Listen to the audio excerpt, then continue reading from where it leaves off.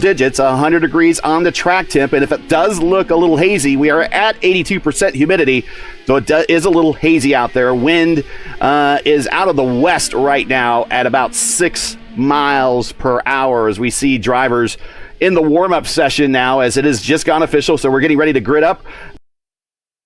That swapping, Gary, so that way all of with Rogue Racing, they share hits, that would kind of put him out behind the draft. Starts. They're on the north end of the racetrack. We can simulate everything up to the starts, though. Unfortunately, we're going to go too wide, but we're going to go off into turn one, and let's see if everybody can get through this first lap. Keys of the race. It's a marathon, not a sprint. Let's survive the 170, and we're also using the hybrid for the first time. Let's get ready to go racing at Indianapolis. Green flag on the precipice of coming out. It is Alexander Miller and Robert Maluchka on the front row. Actually, it's Alexander Miller and Jason Brophy on the front row. Green flag, green flag. As Maluchka, I think, is starting from pit road. Yes, he is. So far, everyone cleanly through turn number one. No clue why Maluchka would start from the pits. That would kind of put him out behind the draft, make it difficult to fuel save, Gary. So curious to see if that maybe has some internet issues or maybe forgot to load the right setup. Or maybe he's using this race as a bit of a live fire exercise in preparation for the big open race tomorrow. We'll see. This kind of does act as a live scrimmage. And we did a completion of lap one. It is Oster, Russell, and Hamilton Akabuizi in that WSR livery. He's a new driver for them. He's been trying to get his nose into the front, but there goes Alexander Russell to the point. Started on the front row of the PRI Hoosier 500.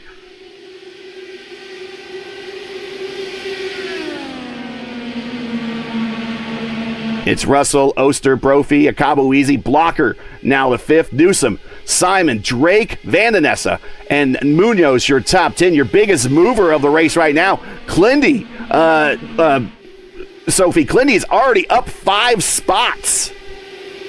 Well, Clindy would be the first to tell you himself that he does not do well in qualifying, but seems to excel in these races. I would expect to see him continue that march through the field. Also up pretty good is your good friend and a former teammate, Anna Klimek. Anna is up 6 spots as well. Further in the back, Ricky Paz, a driver you know pretty well. The Mexican, he's up 6 spots. Yes, Taylor Mills Racing, TMR, which is what the team for Anna Klimek, is in alliance with the votive team of Ricky Paz and Mason Mitchum. So there is, even though some drivers aren't necessarily on the same team, for example, Matt Hollabaugh is of Satellite Racing, but they're in alliance with Rogue Racing. They share information. They're probably in the same Discord call, willing to help each other out, make sure that they drop low, say on a straightaway to give someone the edge, so they can complete a pass or work together on pit strategy, Gary. Well, we've already passed the point where we got our first caution in race one for fixed weekend, Lewis. Maybe we're going to start settling into a long, nice green flag run here. But unlike the fixed race, I'm already seeing closer racing at the front. The field is not really separating like it did in the fixed race, albeit we're still 4 laps into this thing. Yeah, I see that Ty Quilla a little bit just going to the front. I see really side by side in between Soria and Lucas Lodato. But yeah, I really agree. It's something really different. Why? Because this is the open setup. It's they waited, they practice, and they put all this stuff for this day, and especially for tomorrow at 1 p.m. on iRacing channel. It's gonna be the main one when they see all the qualifying, and also Constantini is gonna be tomorrow because he is the fastest guy all the week in the qualifying. So, but for now, it's gonna be really impressive how they still make it side by side. But we have to wait it, after lap 20, when we figure out how it's gonna be the tire for each one. So all the degradation on the tire. Constantini on the pole for the top split race tomorrow with a speed of 4-lap average 234.7. which is about 2 miles per hour faster than what they were able to set in the fixed setup. So with these open setups, they're able to lay down those wings a little bit more, get some extra speed out of these cars. And it should be closer to what you'll see the qualifications for the real Indy 500 tomorrow, which will be happening at the same time as the 1 o'clock race tomorrow. Yes, and currently Alexander Russell making a move to take over the lead from his teammate Jacob Oster. I would suspect to see a lot of that swapping, Gary, so that way all of those cars can kind of stay on the same fuel strategy. If you're the car out front, you're punching the hole in the air, and that means that you're burning more fuel. As we see now, Oster swapping again.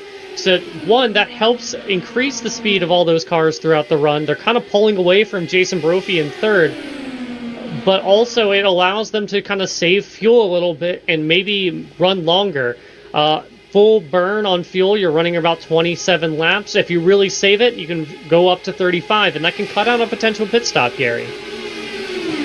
And one of the drivers in this race did that exact same strategy in Lionheart, Lewis. We talked about that. The whole Lionheart IndyCar series is Alexis Newsom managed to cut out one entire stop on that entire race. She just hung back in third place, drafted off P1, P2 as they swapped all race long. And then, boom, when that last stint got there, she inherited the lead and ended up winning that race just by stopping one less time than everyone else.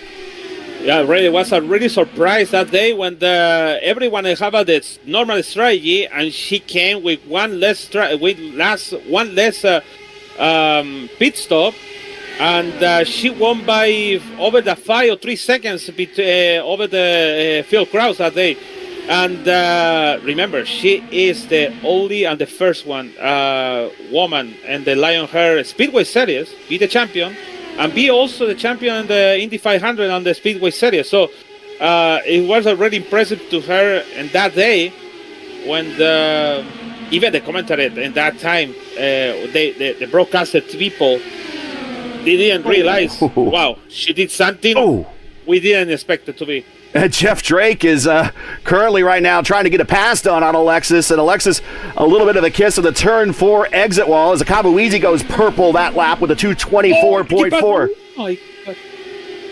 I see Ricky Paz and Myers touching the wheels each other in turn 1, before turn 1, when approaching for turn 1. It was really close. You know what is happening when the two cars clip the tires in that racing. They're going to clip it, and they're never going to release each other. Well, they avoided a little bit of a calamity there as we continue watching this battle in the back. This is Matt Taylor, the master of Richmond in IndyCar. Ricky Paz, the Mexican, who's also a qualifier of the PRI Hoosier 500, has a lot of pace. He is currently up 7 spots back in 25th right now. Robert Malechka shotgun on the field, but he is catching the group, and he has caught MAB, and Malechka goes purple that lap, a 2:26.1, a full 2 miles per hour faster than the fastest lap of the race already. Yes, he currently is just all over the draft range of Marco Aurelia Brazil. And I suspect that Malechka is going to be moving up through the field. He's been very quick. I wonder if there was maybe just an issue where he just loaded the wrong qualifying set, because as we currently see, Anna Klemek is currently making a move into the top 20. She works her way around Matt Hollabaugh for the 19th spot, Gary. So it seems like moves here are taking a little bit longer to set up, but they are possible. Meanwhile, at the front, Power Slide, the Super Squad up at the front occupies spots 1, 2, 3, and 4 on the racetrack. WSR esports team with Hamilton Akabuizi in 5th. Simon, an independent driver, in 6th. I5G driver Alexis Newsom in 7th. Jeff Drake in 8th. Jaden Munoz in 9th. And Chris Vandenessa in 10th. That is your top 10 right now. Ty Quilla in 11th. And Clindy in 12th. Just behind Clindy is Daniel Ferguson. Ferg is in 13th. Lucas Davala is in 14th. Soria has worked his way up 2 spots to 15th. That is your top 15 as they run here, as we are coming up to lap 15 here very shortly. We're at 13 of 200. Thanks for joining us, everybody. We appreciate you being here for the Top Split broadcast for the 9 p.m. time slot here for the Open Indy 500. We're in the very early stages here. We have not got to first green flag pit stops yet, and knock on wood, we have not had a caution yet. But we have seen a lot of wheel-to-wheel racing, including here's Anna Klimek, another position as she makes on the racetrack in turn one. Gets around Jarrett Curry, another one of the Rogue Alliance drivers. And she moves up Anna Klimek now, up 10 spots from 28th to 18th, Sophie. Yeah, that is an incredible run through the field. She's currently behind Brendan Lichtenberg, the Hyperstar, probably streaming on Twitch right now, but you should stay right here. So instead of just getting one car, you get every car here on P1 Broadcasting. And Brendan unfortunately got beat out by a little bit of an unorthodox fuel save strategy in the Creators Series Indy 500. He dominated large portions of that race he was like an Andretti. And when I say like an Andretti, is he dominated and it just didn't win, unfortunately.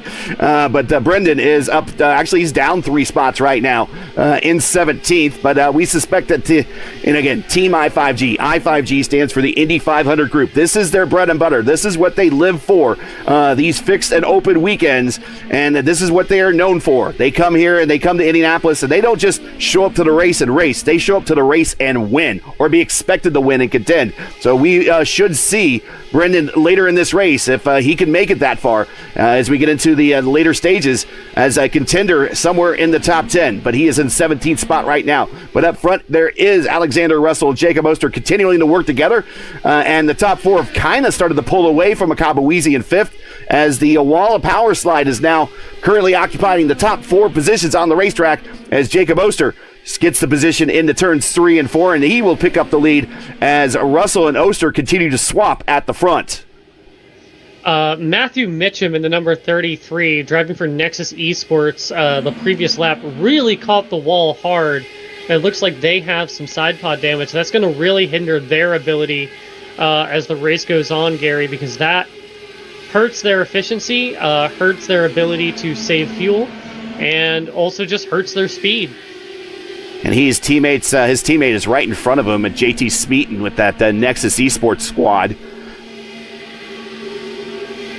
And Robert Molechka has now worked his way now inside the top 30 as he gets a beat on Finnegan Myers going into turn 3. And Myers is not letting him have it on the outside. In fact, crowds him a little bit and says, you know what? No, you're going to have to earn this one, Robert Molechka. I don't care if you're the number 1 car. He leaves the bottom open for Molechka. Molechka's going to have a run, but just no draft down the front stretch. Ricky Paz holds his line. He's not going to give any aid to Molechka. I can say that for sure. Here comes Molechka to the inside of Myers one more time. No, and one of the things is Ricky Paz is going a little lower, as now Finnegan decides to put Ricky Paz under the gun. And Paz holds tough on the outside, but that gives Molechka the run. And if Molechka's a full charge, let's see how much he pulls alongside. He's able to get there a little bit into turn number 3, but ultimately has to back out of it. Dirty air. Yeah, exactly. It's the dirty air. And one of the things I want to highlight here, if you look at the front wing of Molechka, that little tab at the edges of that wing, that is the step 1. Meanwhile, the car he's trying to pass, the 4 car of Myers, has the step 2. Myers has way more down, Molechka nearly collects him. Molechka had to roll out of it and pray that Myers and his racecraft can avoid that, and Myers gets the spot. But Molechka, we don't see Molechka having this much trouble trying to pass someone, but he goes to the inside here in 3, and he sends it. But he's going to have the dirty air from Paz. Can he get pulled through? Still there, and he clears in the short chute. Now he's up to 26th position for Robert Molechka, who started from pit road, but he is the number 1 car, and he would have started on the pole for this race if he did not start from pit road. Yeah, and immediately he's putting Ricky Paz under the gun as well. Oh, look at this run. He ran higher in that corner, Gary, to get clean air and then cut low and nearly collects Paz as they come off the corner. Paz not letting him go, though. He's in the draft, but he chooses just to wait. One of the things I'd be thinking about is Matt Taylor and that i5G machine, the number 11, just up ahead of them, was pulling out a little bit of the gap. The more you fight, the more you struggle. As Taylor's going into pits. Early pit stop right when the window comes open. That is a very early during the pit stop, Gary. I mean, he's going to be hoping that this race stays green, because maybe he'll come out, even though he'll be a lap down, Gary, he might have a bunch of drafting help. He'll have fresher tires. If the degradation is really bad, he can maybe pull ahead and really start to make some inroads that way, rather than trying to do it the hard way. So, Lewis, Matt Taylor, very savvy driver. We've seen him in the top split broadcast on Tuesday night. It's going off script, and he seems to be the only car that is doing that right now as he goes down a lap. Yeah, actually, really, really weird. I really agree with that. Really weird. And also, super early, 21 laps. He did in the box, 7.8 on the box. So, it's like a Brando Troll's strategy. So he coming before to see what kind of thing he can pick on the end. So he decided on the end, in the last moment. Looked like he almost lost the control on the car, but he did a good job. So let's see if it's this. He hit the wall on turn 4. Matt Taylor. That's a big damage on the side pod and on the Matt Taylor. Unfortunately for him, you don't want that damage because we still. That is a big lick. You're right.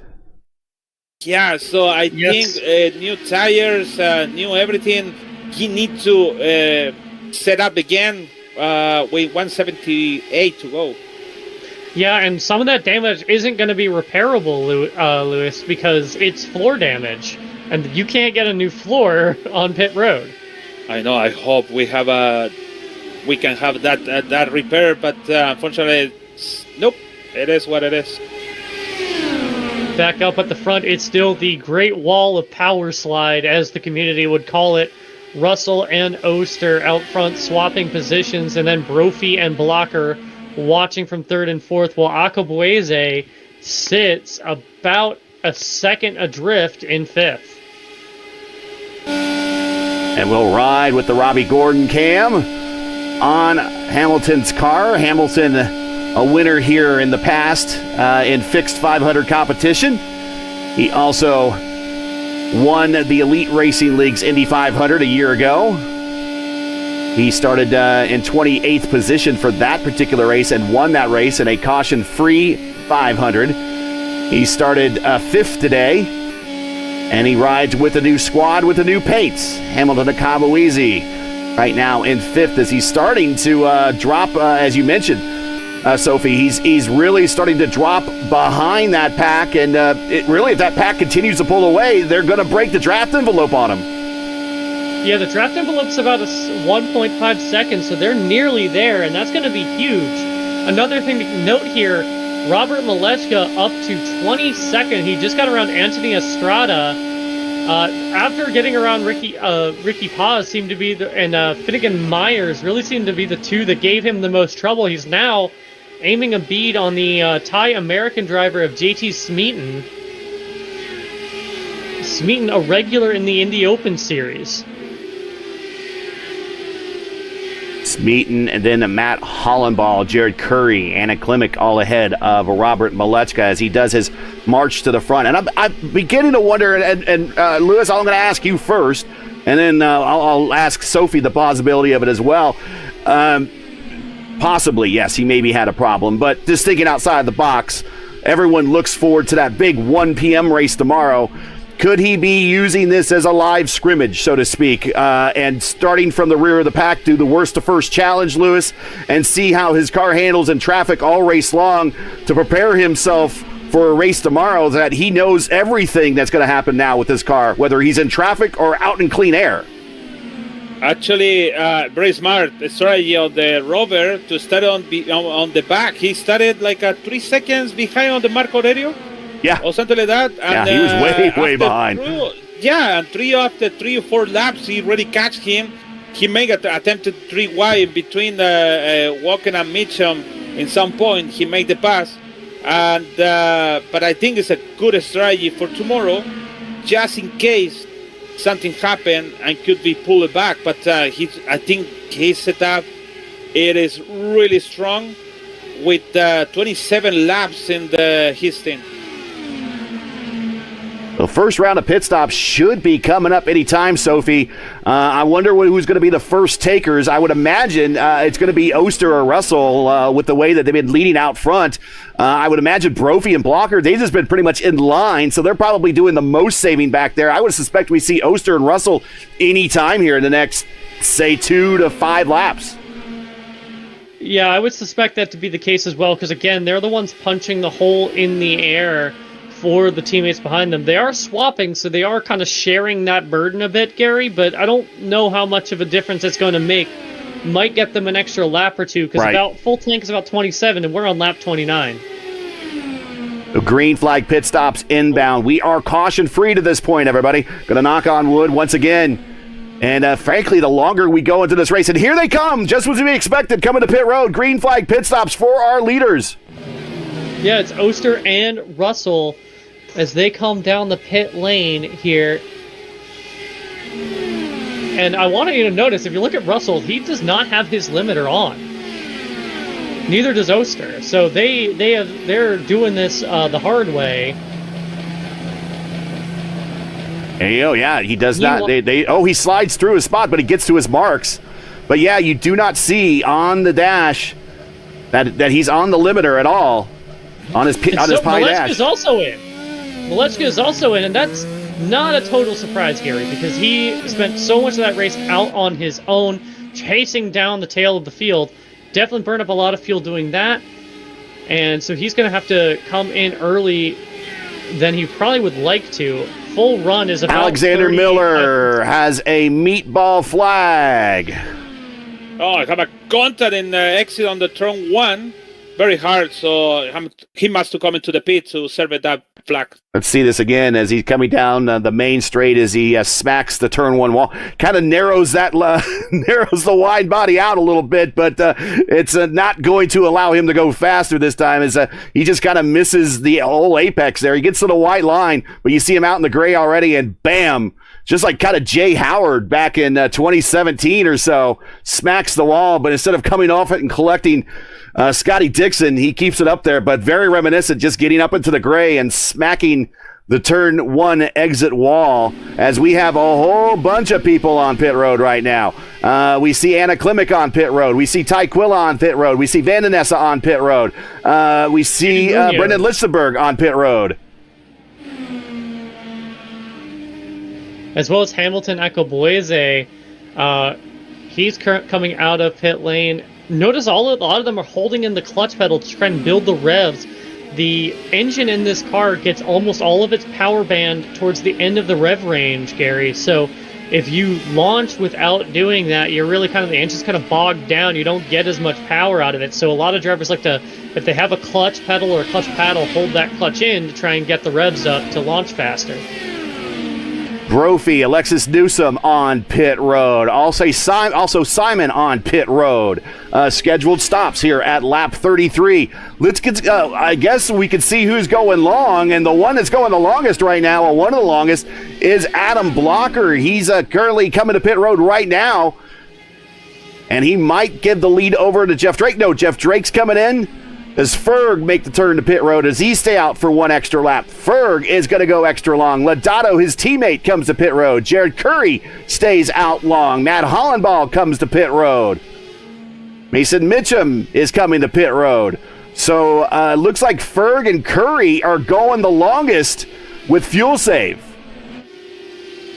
Yeah, again, it looks like they're going to the full extent. You need to hit about 2 liters per lap to make the full 35 laps, Gary. It's a 70-liter tank, so a definite big stretch from Jarrett Corey, but that can really come back to you in the end in a race like this. Finally, somebody speaking liters. Thank you.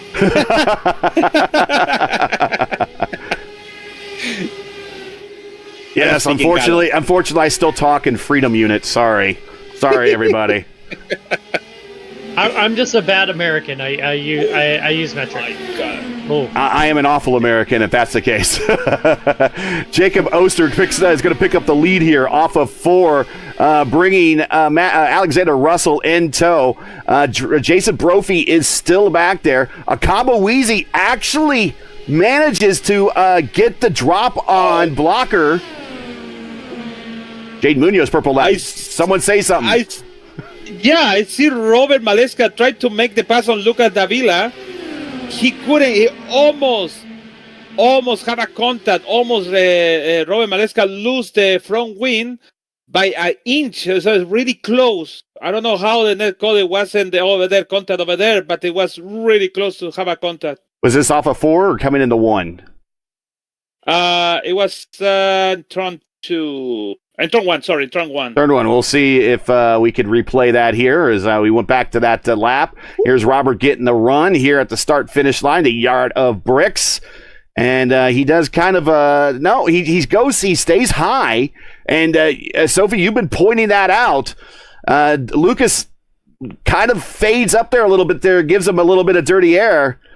But he's making things very hard for the fixed 500 winner and former Open 500 winner. Yeah, it's so difficult to find that clean air, especially if someone in front of you is just kind of washing up, takes it away at the last second.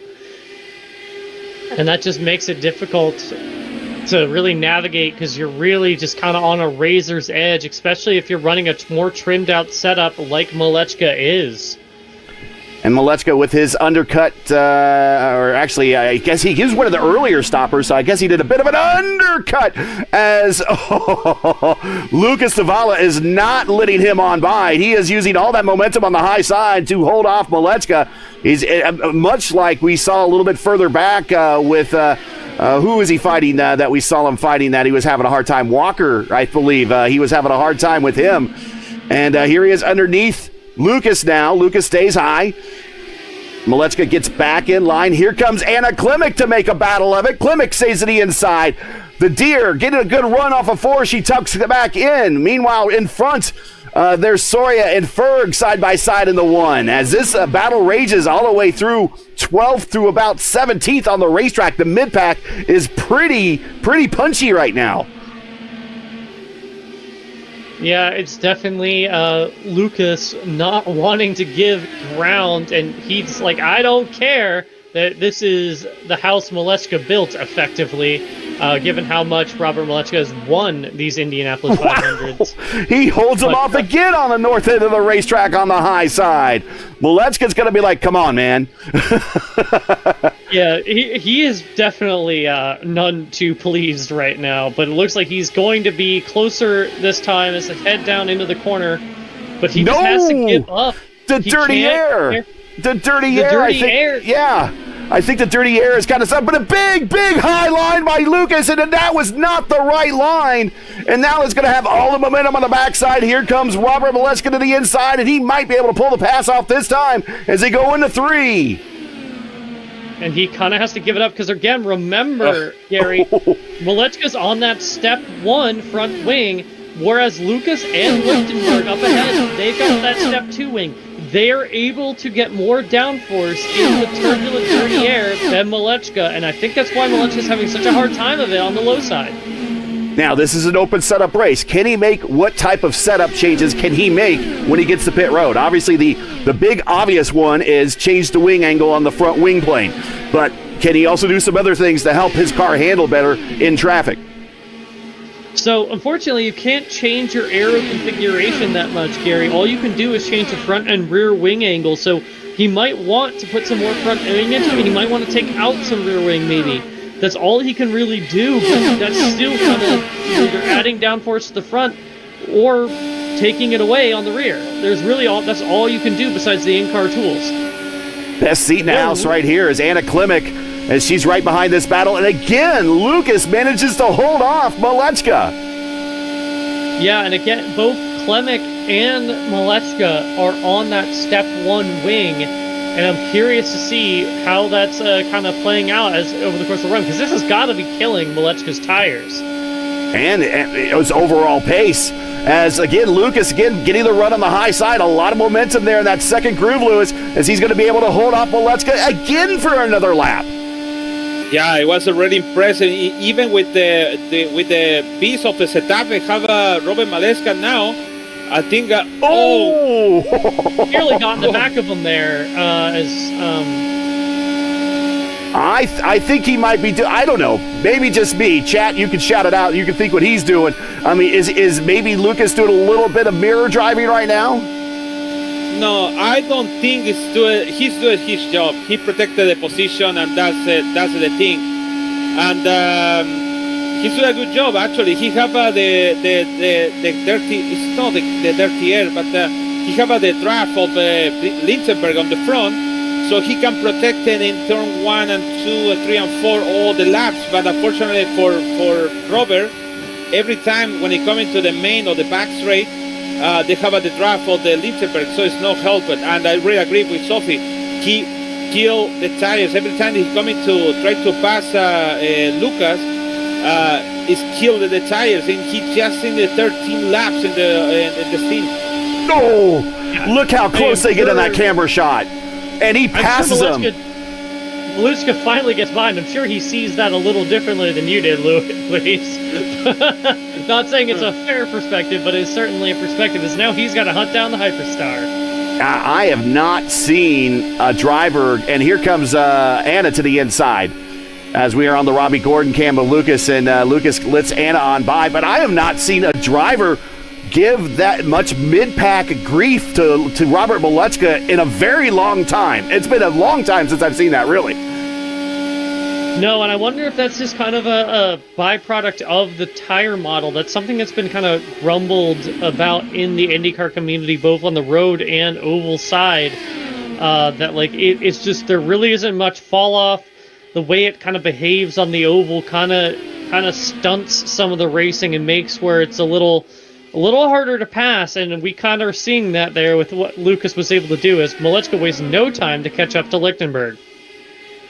Battle of the super teams here between I5G and Powerslide. Go ahead, Lewis. Oh, we have some DNF and DC. So DNF for Taylor, and Miller.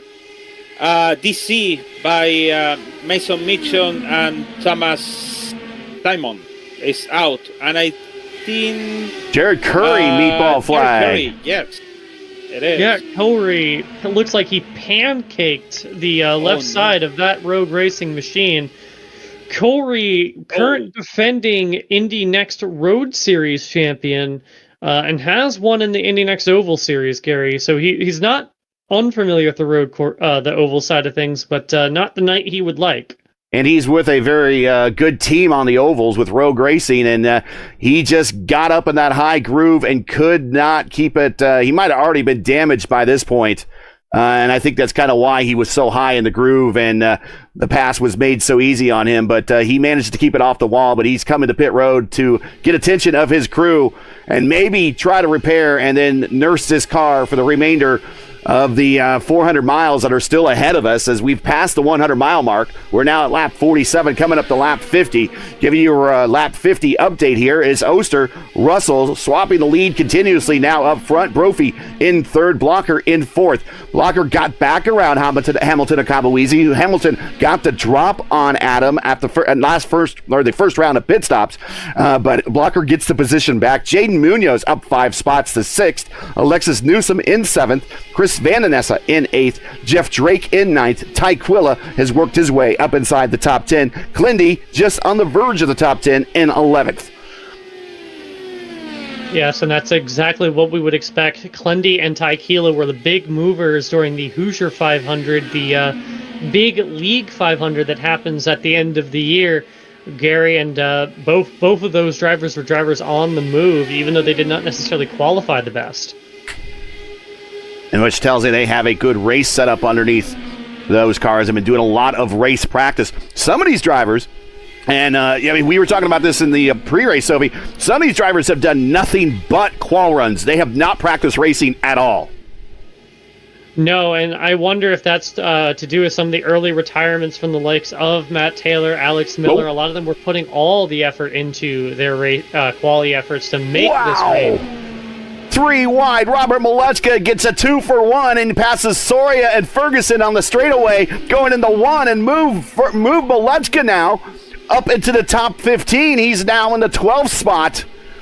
all the way from the back.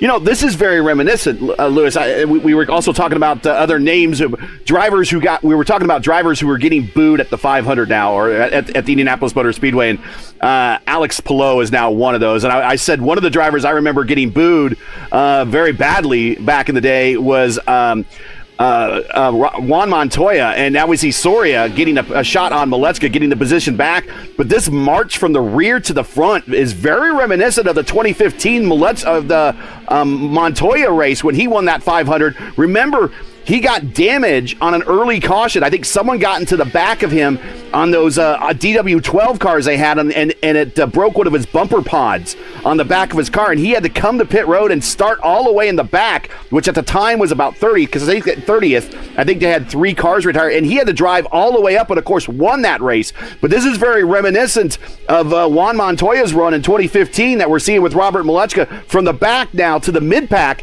as we are just past 50 laps. Yeah, actually. Go ahead. Oh, sorry. Yeah, I think it's really impressive, to be honest, the way Roberts came to the back and now is in position 13. And about the boost, it's like, I think the league, it's actually not the league, actually the championship, the IndyCar wants something different and don't see Alex Palou every time winner. It's always happened everywhere. It's happened in MotoGP. It's happening in Formula One. It's happening in NASCAR. It's happening now. It's happening in IndyCar. It is normal. Even it's happening in the Sport Car Championship, the IMSA and everywhere. Sorry, Alexis Newsom almost washed up into the wall as she got passed by Chris Van Den Esse, and this is a battle for 7th spot on the racetrack. Yeah, one of the things not to dampen the hype around Malechka's run through the field, one of the reasons Jose Soria is able to kind of pass Malechka back and they're kind of swapping back and forth is because there is no one for Malechka to draft onto.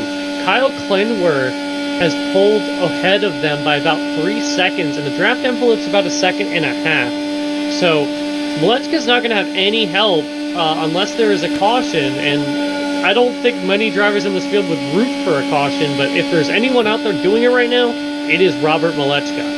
Well, I think now Robert and Soria, with the way that Soria made that pass going into 1, and how Robert now is in the draft and he's getting a big run, they're going to take a look going into 3. I think they've made the nonverbal commitment to work with one another and help try to run down that gap between themselves and the next position up at 11th, which is Clindy. And you're right, they're about 3 seconds behind that battle in front of them. Yeah, they're going to have to work together to make that happen. Just behind them is Daniel Ferguson, and if Ferguson gets too close, he could potentially play a spoiler and kind of ruin that plan. So, yeah, if I was Clindy, I would not be rooting for a caution right now. Right, for sure. I would be. And Clindy actually has a little bit of rear gunning help with his teammate Ty Quilla right in front of him.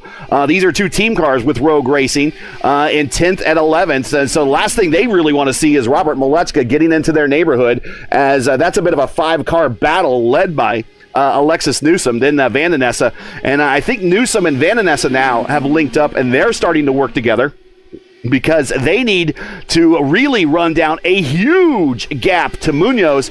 Munoz is 7 seconds up the road from them. They would like to see a caution maybe to run that gap down, because if we go green, that gap is only going to get bigger. Yeah, if it stays green, that gap is going to get bigger. And a lot of the reason that gap is so big, Gary, is how critical those green flag pit stops are. We are kind of easing up to the opening of the pit window again. We are. And so one of the things you'll probably want to look out for is drivers will probably be dumping their hybrid, because if you have a full hybrid charge, you don't have as much when you go to hit the brake pedal. The braking system uses the kinetic energy of the braking system to recharge the batteries, and so that actually helps slow the car down further. So a really good pit cycle would be having your hybrid charge empty, slowing all the way down as quickly as possible to hit the pit speed line, making sure that you go as fast as you can on pit lane without getting caught speeding, and nailing your pit stop. And if you don't do that, you can find yourself further back in the field, and you can find yourself getting jumped, just like Adam Blocker found himself getting jumped by Hamilton Akabueze. If you enjoy P1's coverage of the official Open Indy 500 on iRacing, make sure you support us by smashing the like button below and subscribe so you don't miss out on the next race. We are now at lap 57, very shortly getting to lap 60, watching the lead 6 right now. That is your lead 6. They're ahead of about by 7 seconds over the next closest pack behind them. And they all had very efficient pit stops on their first stop. And you're right, Sophie, we are now in that window. Oster and Russell came to pit road at lap 29 on their first stint. They're at lap 28 right now. So we suspect that they will come to pit road within the next lap or two. Yeah, the pace lap does burn a little bit of fuel, Gary, but it doesn't typically cause you to not be able to make that additional lap. There they are. Russell and Oster sliding into the pit lane now. Oster looks to gain a little bit of ground on entry on Russell there. 60 miles per hour on pit road. After going 230 miles per hour plus, getting down to 60 feels like you're sitting still. Remember, 60 miles per hour is highway speeds for a lot of us pedestrian folk. So they are still moving at a pretty good clip. And these cars do not like to slow down. They do have super speedway brake discs on them, and they are smaller brake discs than the road course brake discs. And they leave their boxes exactly at the same time. And they're back underway with pit stop number 2. As we have seen nothing but green flag racing up to this point. Jason Brophy now picks up the lead of this race. Right behind him is Adam Blocker. So it looks like Powerslide has maybe gone, I call it casting a wide net, is making sure all bases are covered here. Using 2 strategies, a short strategy and a longer strategy. And it looks like Brophy and Blocker, 2 of the older drivers on the team, are going more for the longer strategy, Sophie, while the younger drivers up front of Oster and Russell, they seem to be wanting to be the hares in this race and just kind of want to run away with it. But as a result of running away, they have to come to pit road a lot sooner than everyone else. Yes, and what that'll ultimately mean is potentially they have to make a pit stop that another driver who saved more fuel might not have to make, or yes, they'll be in the pit a lot shorter because the car you don't need to fill up the fuel tank as much. Van Nessa, Robert Malechka, pit road, second stop. So we'll see if Malechka can maybe make a little strategy here, do a shorter fill, do something to try to run down that group in front of a Van Nessa. Cockeye in the box, but he still manages to hit the marks. And he's down and away. Malechka, he's still up on the jacks. They'll be dropped in a minute. There he goes, dropped in a second there. And a new set of Firestone Firehawk tires and Shell Racing fuel, and he's down and away. His second stop of the day complete. But Blocker now is your leader as he is working with his teammate Brophy. The black and the green cars in identical paint jobs. Just different colors. Jaden Munoz now in third. Akabueze pit road. Noticing that Akabueze, he was parked very close to that white line, so he's maximizing his time in and out of that box by not wasting any time, any unnecessary time in that box, trying to shave off a few tenths of a second. He's now on pit road. Got to be careful not to cross that white line. That outside white line in the short chute, you cannot cross. Your tires cannot fully cross it or you will get a black flag. Yes, and Pepperidge Farm remembers when you could cross the first line and kind of square up that pit exit a little more, and now they penalize you for that. Munoz on pit road, and Jaden Munoz, black flag pit road, speeding, coming to his stall. 40-second hold. Yes, I saw him lock it up as he pulled off. This is such a tricky pit lane to get right, and he just locked it all the way up. Yeah, watch this again as he comes in. He's just locking. He's like, and he kept it off the wall.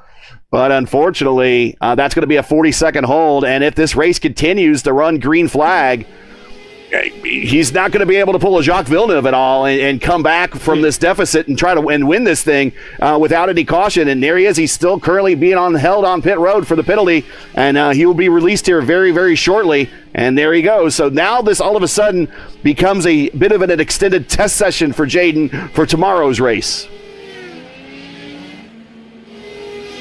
Adam Blocker, pit road. It's so frustrating when you get a penalty like that because you just know that it has ruined your race.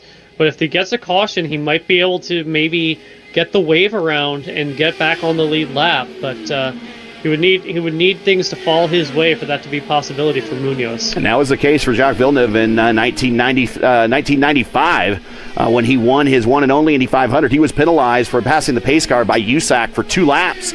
And managed to get that back naturally without the aids of wave rounds and everything at that time, and won that race. So it is possible. In fact, I've seen someone in the lineup here in a race that I broadcasted, and there goes one of them, Jason Brophy. There he is. He came back from 2 laps down at Pocono in the Elite Racing League back in their 2024 A season, I believe, to win that 500-miler. So it is possible to do it here in the sim, but he had some help from waiver rounds and whatnot. Villeneuve did not have the help of a waiver round. He had to do it the old-fashioned way, as the old Smith-Barney commercials in the 80s say. He earned it. Oh, no, Matt Halliball also too, black flag. Oh, Matt Halliball speeding on pit road for the Satellite Racing driver, former Elite Racing League champion, and this is a very early stop. Maybe he can recover, but this is going to be very, very painful, Sophie. Yes, literally over voice chat, Lucas Lodato asked, Matt, did you make it? And Matt just said, no.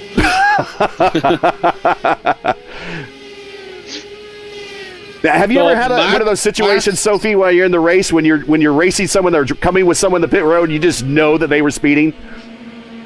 Oh, all the time. I personally try not to focus on chat while I race, so I've never asked, but there has been times where I look and just go, well, I'm glad I'm not them. Your leader now is Jeff Drake as we wait for him to come to pit road. He is 33 laps into this stint, and he makes that turn off of turn 4 down to pit road. He needs to get down to 60 miles per hour by hitting on that white line with those yellow cones up the top there. He needs to be at 60 miles per hour, and he now comes to the service of his crew. So Jeff Drake looking to be the economizer right now, as getting the most out of these first couple of stints on fuel as he answers pit road, the call to pit road. Back out on the racetrack, though, that is going to turn the lead back over to the duo of Alexander Russell and Jacob Oster, as they now have a little bit of lap traffic separating themselves and Jason Brophy, who's in third, in the form of Lith Fox.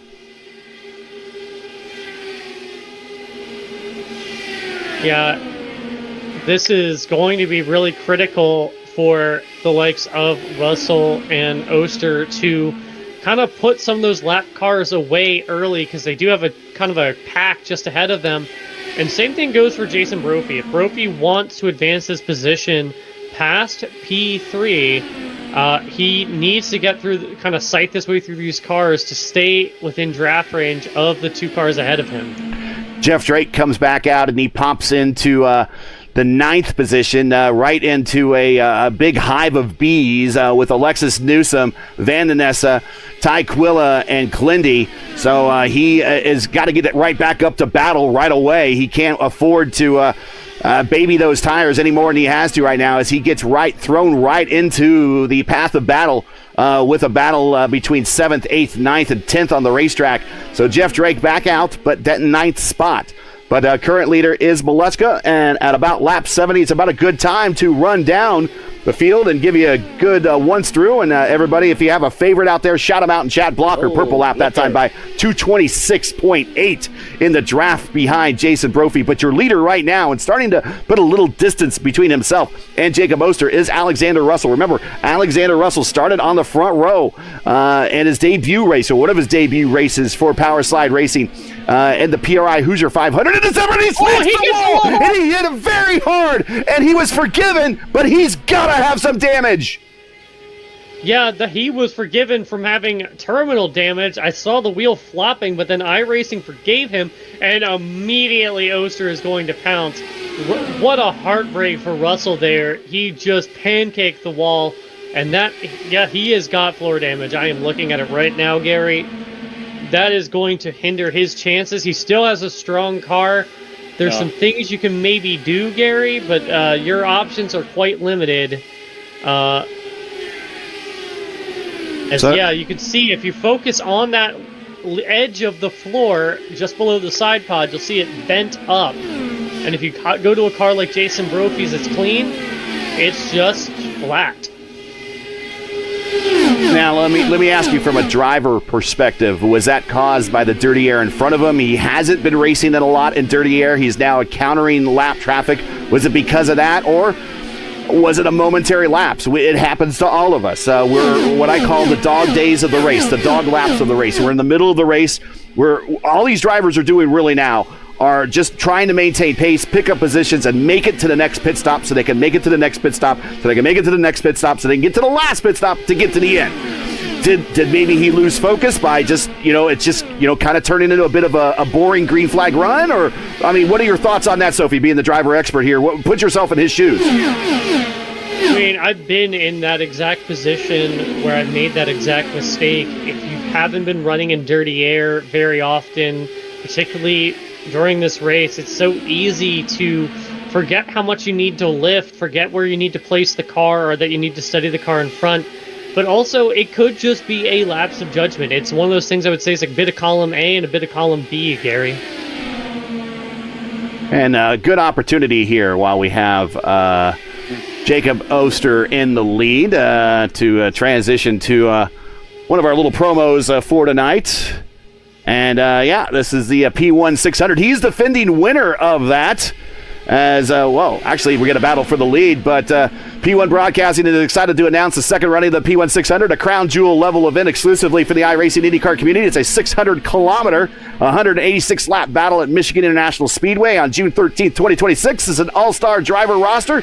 The iRacing IndyCar community, a lot of the same drivers you see here today, will take the grid. They'll be competing for over $300 in prizes, so stay tuned to the P1 channel, the P1 Discord, or the iRacing IndyCar community Discord servers for more details and entry applications. June 13th of Michigan will once again be a race to remember, and Jacob Oster is your winner of that race a year ago. As we see him going into, and he just sends it to the inside there over, that is Walker and Paz. Walker and Omir, I believe. Oh, Walker and Omir, that's right. Walker's in a very similar looking car to Paz. My mistake. Here's a battle for position a little bit further back with Blocker getting a bead on Brophy, but not able to pull off the pass. Yeah, and that's over position number 2. And if you notice, there's 3 cars between them. Yeah. Oster has now got 3 lap cars between them. And Walker might be thinking maybe I can get my lap back if there's a yellow. Which we've seen some cars kind of smack the wall. Not enough to bring out a yellow. Wow, Smeaton got really... Oh, wait a minute. I'm trying to... That's Mitchum, I believe. And that's Matthew Mitchum. Yeah, that's Mitchum. He is in one of the Nexus Esports cars, and he got really close to Omir, and he had the lift, and that's going to open up the door for Brophy. Brophy trying to get by him, but see what we got going on in front of these, as you know, there's no blue flag rules here on oval racing, so they're not being told to move over, but they're also racing for position. The cars immediately in front of this battle, Brophy and Blocker, they're also racing for position where they are in the order. Yeah, and one of the things is, if you are a James Walker, you actually want to try and repass Oster, because if a yellow flag comes out and you're back ahead of him, you get your lap back, the field gets bunched back up, and you get cycled to the end of the field. You are reprieved from being a lap down, and maybe you could go into the pit stop, kind of make some adjustments to your wing, maybe figure out, hey, I got the step 1, it's not giving me enough downforce, I can kind of crank up further on that wing, and maybe, make some adjustments and make a reset and refocus. But if you are someone further back in the field with less of a chance, you're not really going to be fighting, as we see Matthew Mitchum just kind of fall away. as now Brophy's working on Omir. We'll go back to that battle a little bit further back. We were looking at Robert Malechka. He got around Glindy, and he is using the high line to make up a lot of time now, and he's gotten around Jeff Drake. He got around Soria, and he's slowly moving. He's caught this group just by virtue of the pit stop and being able to maximize his in and out laps. He's ran this group down. Remember, he was about 6 seconds behind this group at one point. Yeah, and that was a storyline from the Hoosier 500, Gary, was the fact that all of the power slide drivers were gaining on average about 3 seconds over a pit cycle. And we saw that with the likes of Russell and Oster. So if you use the native pit limiter that comes in the car, it actually kind of runs like a kilometer an hour under the pit speed limit. So if you can, program something or find a way to have really good throttle control, can keep the car exactly on the actual pit speed limit as is in iRacing, and kind of gain on those who otherwise would be using that limiter. Van Nessa had to keep it really high, wide, and fancy coming off a 3 into the short chute, as he gave a lot of room to the inside of Alexis Newsom, and they managed to keep it off the wall and keep it still green. But, man, Van Nessa went way up in the gray.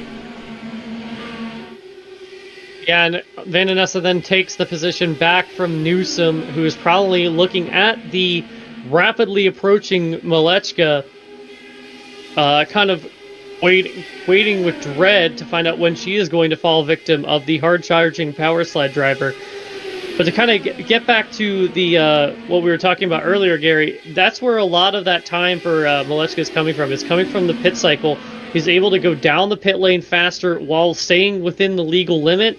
He hits his marks, which is the part that's definitely what you need to do skill-wise.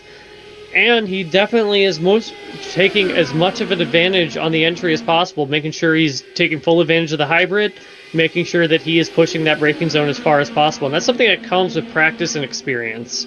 And it's nothing against the ruls either. There's nothing against the rules. Nothing against the rules. Nothing against the rules. You don't have to use the native pit road speed limiter or rev limiter in the car. If you could figure out how to keep it under 60 miles per hour or right at 60 miles per hour. But you're right. When you're on the rev limiter, you're just a tick slow. It's like there used to be a little bit of a hack that people would do. Lewis, you know what I'm talking about. You would shift gears, first gear, second gear, first gear, second gear. That still works, Gary. That is my trick, Gary. There's no pitroad.exe hack out there. No, there is. No, there is not. And speaking of, Jason Brophy now taking over the lead from Jacob Oster. Adam Blocker still watching from third.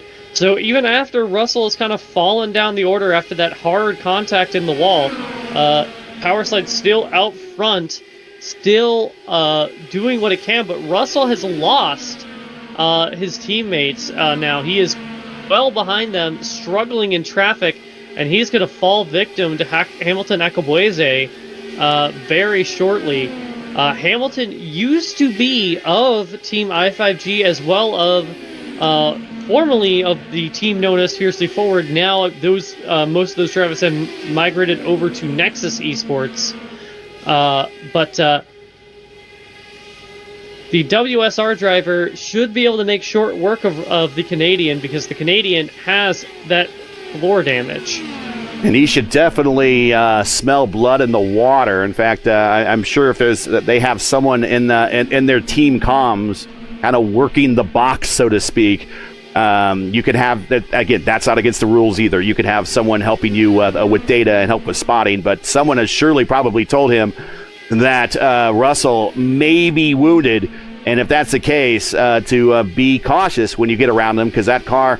I'm willing to bet if Russell is wounded a little bit, the handling of his car is off. He's maybe had to adjust it and maybe throw some different, not just a weight jacker, Sophie, but he's probably even had to go into the anti-roll bar. And you don't adjust the anti-roll bars very much during the race, only for major adjustments. With a hit like that, there's probably a major adjustments involved, and his car is probably not only just being down on speed with floor damage, but it's probably not handling anywhere near it was earlier in the race prior to hitting that wall. No, and for the viewers at home, how that floor works, it kind of... You want to try... That basically generates a lot of the downforce for this car in a way that is more efficient than the wings that you see on the car.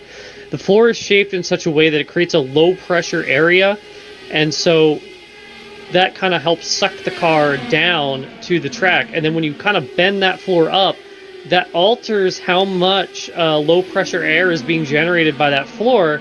And so Russell's kind of going to be down on downforce, and so he's probably going to have to do things with his tools, like going up on what we call the weight jacker, which kind of shifts the way the weight sits in the car by raising and lowering the right rear of the car.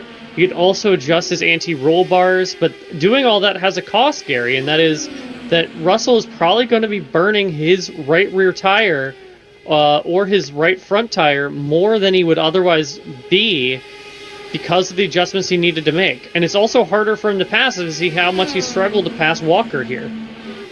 And, he does get around Walker. Walker, who is down in the order, is running a little bit slower, and he had a hard time getting around him. But if you've ever seen when one of these Indy cars ever flips and you see the bottom side of them, there's different tunnels.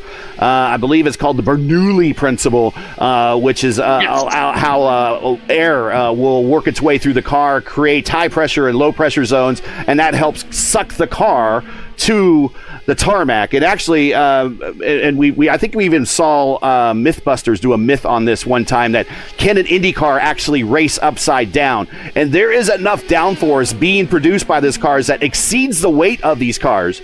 And you can, if it was possible, to do like a Hot Wheels track, and you could race these things upside down. And that's kind of what he's talking about with the floor damage. If you're not getting that proper suction because of the tunnels being damaged, the car is nowhere handling nearly correctly.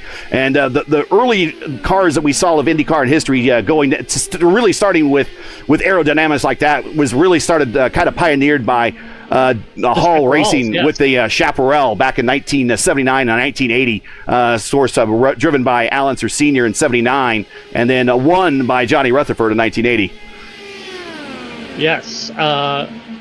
So just want to highlight Ty Keela and Chris Vandeness have been swapping back and forth. This has kind of allowed Alexis Newsom in the 15 car to pull away. Alexis working for I5G. She is been kind of quiet, steady hand right now. And Lewis, we see Jacob Oster on pit road. This time he comes to pit road, and he doesn't have a buddy like he's had the last couple of times. He's doing it by himself now. Yeah, he have 30 laps on the stint. I really surprised. It can be wait a little bit more, but I think it's time to come in with 1:11 to go. It should be roughing. You know what? We're talking about wrestling at some point. We always talking about wrestling. Yeah. The fourth horseman is missing Robert in that lineup because we have a Profin blocker. That's right. We have nicknamed them the Four Horsemen of IndyCar racing on iRacing. They can hold the four fingers up, but that doesn't necessarily mean they got 4 Indy 500 wins, although Robert probably does, and I think Blocker actually does as well. But yeah, this is the Four Horsemen of IndyCar racing in the iRacing IndyCar community. It's Blocker, Brophy, Molechka, and Oster. Yeah, we have Ric Flair, Anderson, Blanchard, and Ollie Anderson also too in the iRacing and the community and IndyCar. But so far, I think Ric Flair is Robin Molechka. It is back on the pack with 13 seconds behind. Well, to be the man, you got to beat the man. And Robert Molechka is the man. Of course, he won last week's the fixed broadcast and also our broadcast. So he swept both of those back in 2024 when we returned from the darkout period or the blackout period.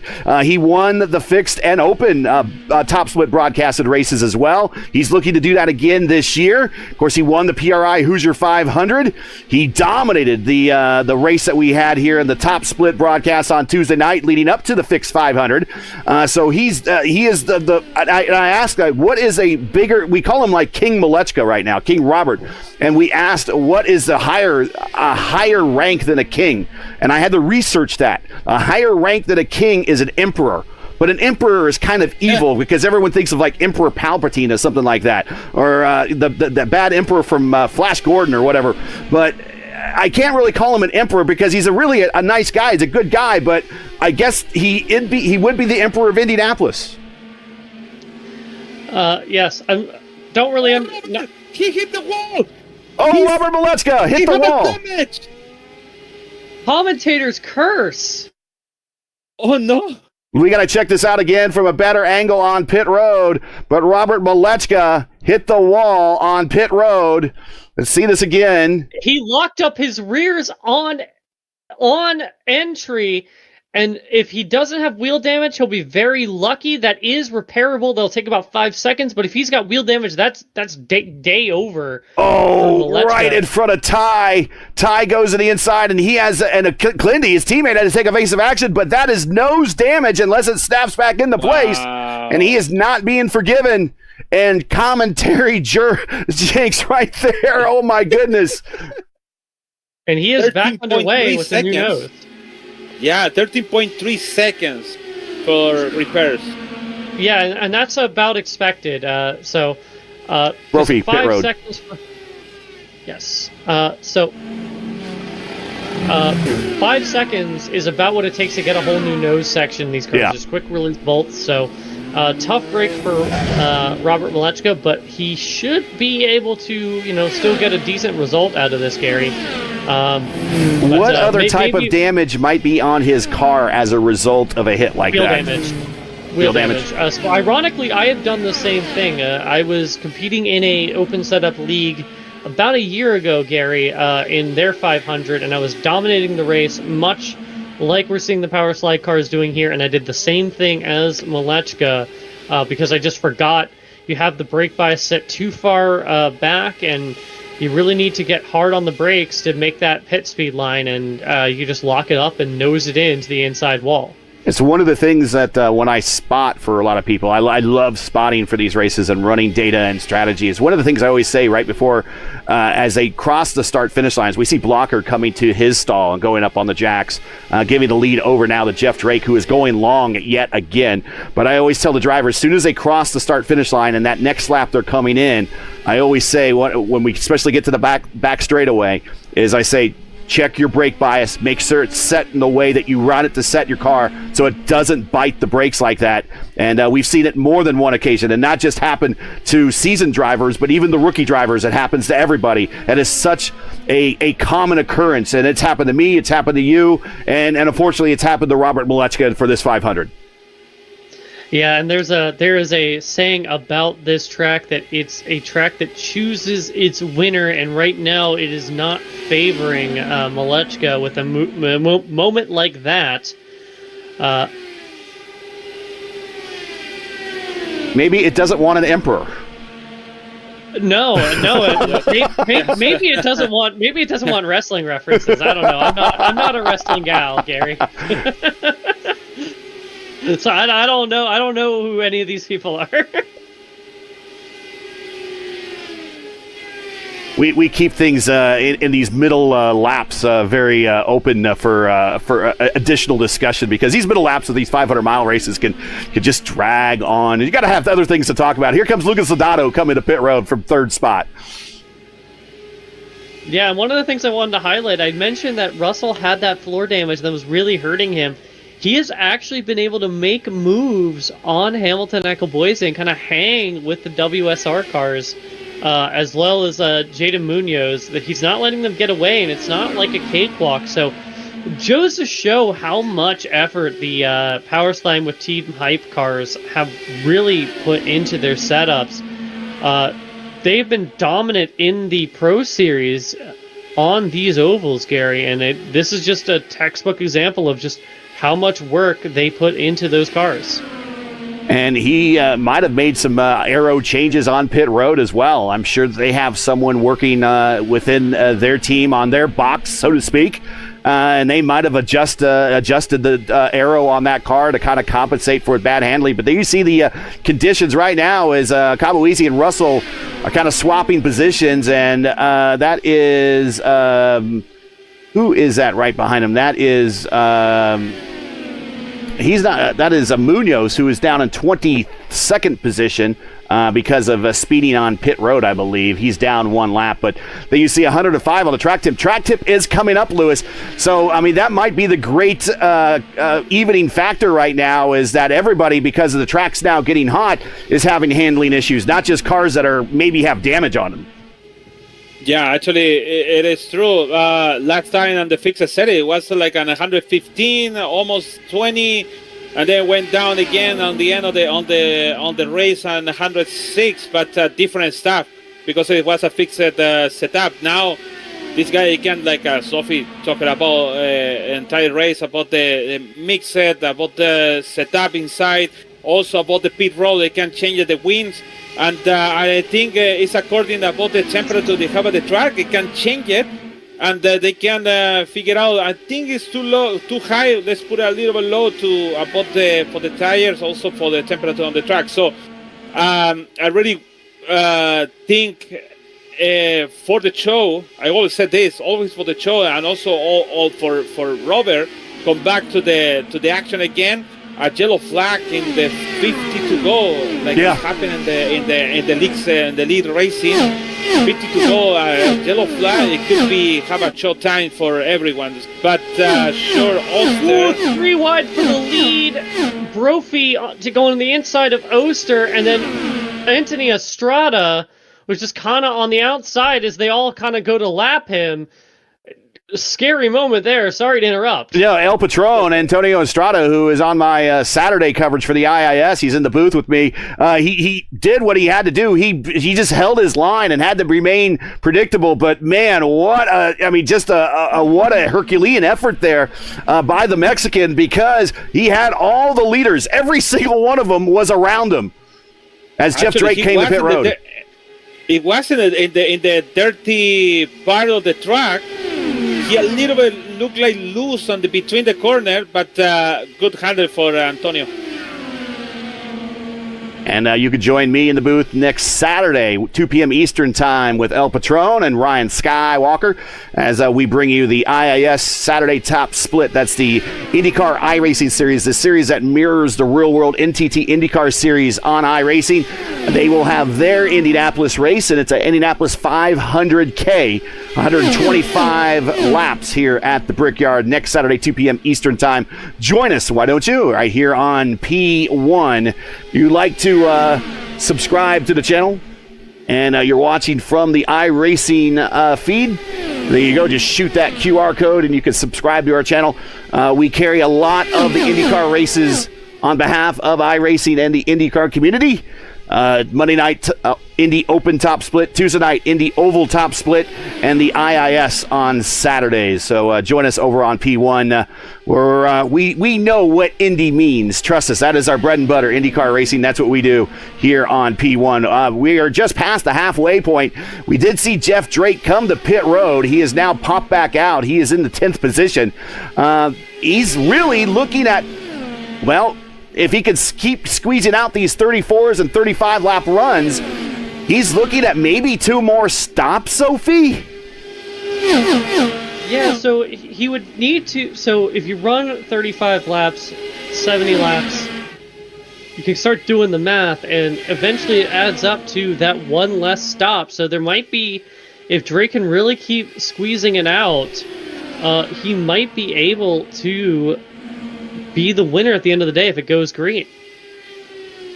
And he is currently in 10th position, 23 seconds total behind the leader, as he's now racing with Robert Malechka. I was going to say at one point we were going to try to go through the field, and some things changed that.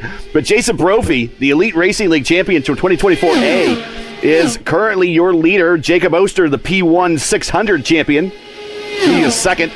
Adam Blocker, former Open Series and Fixed Series champion, and also a former winner of this race in the top split broadcasted race. He is in third.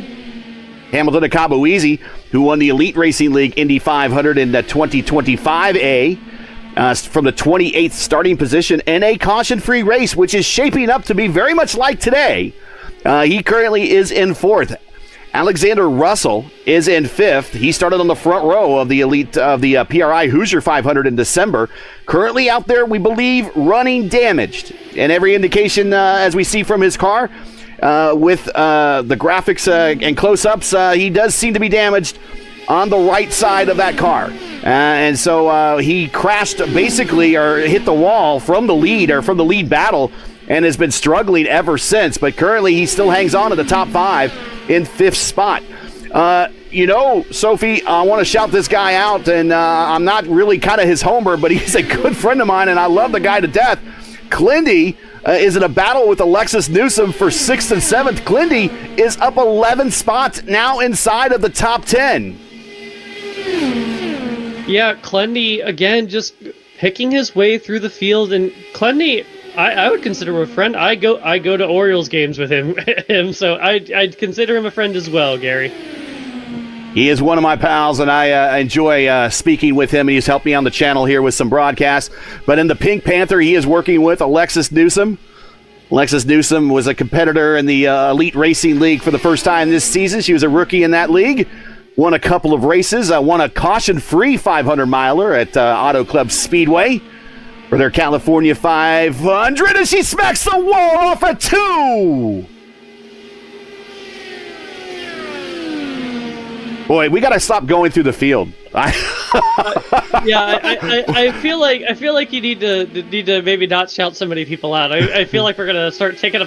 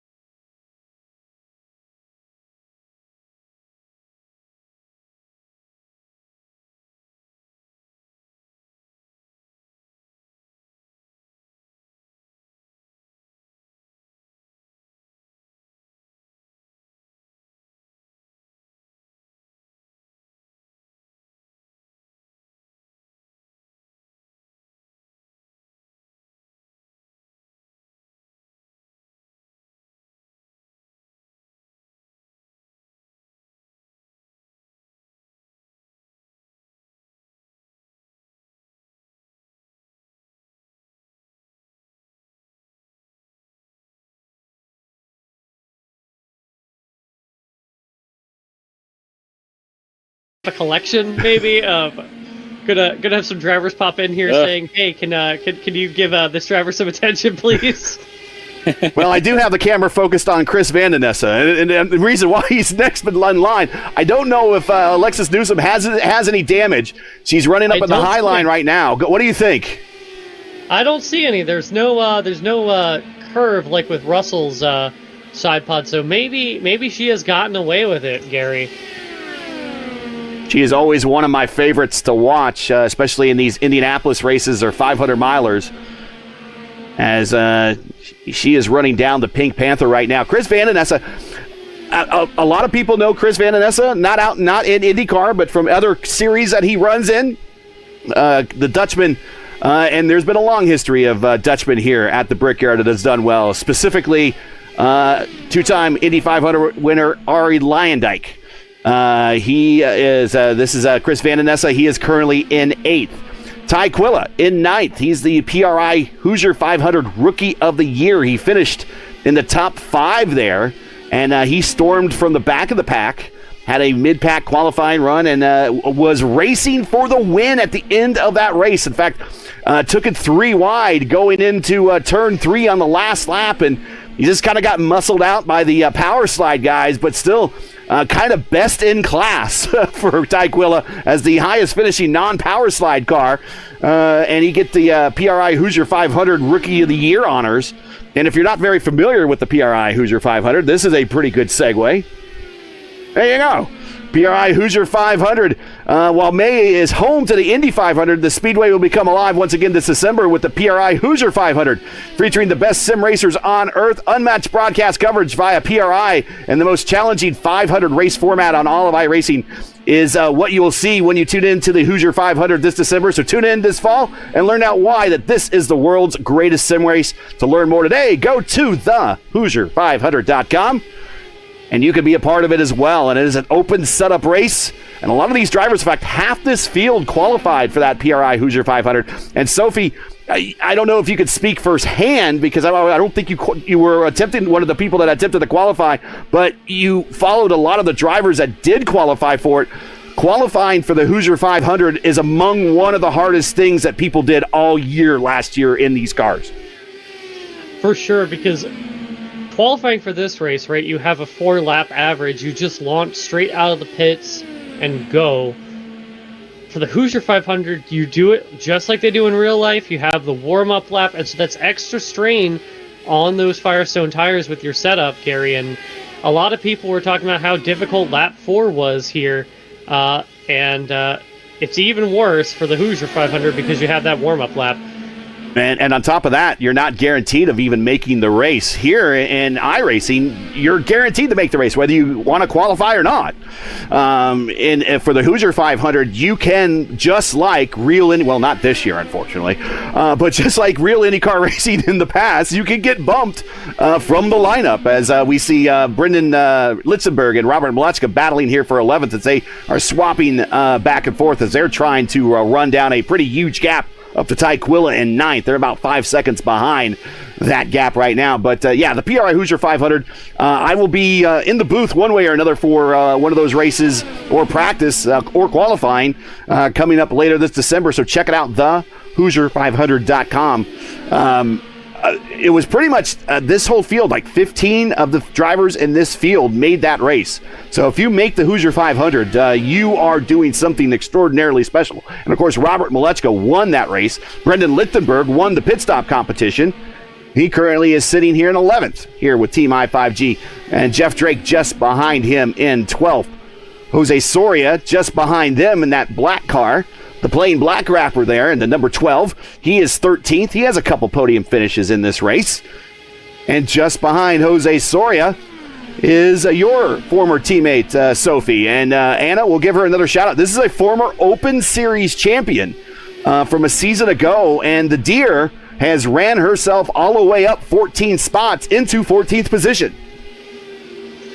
Yes, Anna, very good on roadside, obviously. Won a lot of rounds like at Mexico City during the Open Championship, but also she's won a lot in the votive oval series, Gary. So she's certainly familiar with how to drive these ovals.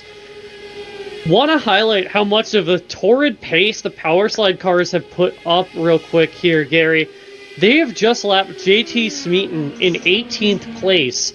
They have just been on a tear to where they are lapping that much of the field. And this is a stacked lineup, as you say, Gary. Yeah, this is the top split. I mean, the number one driver in this split is Robert Malechka with the highest I rating.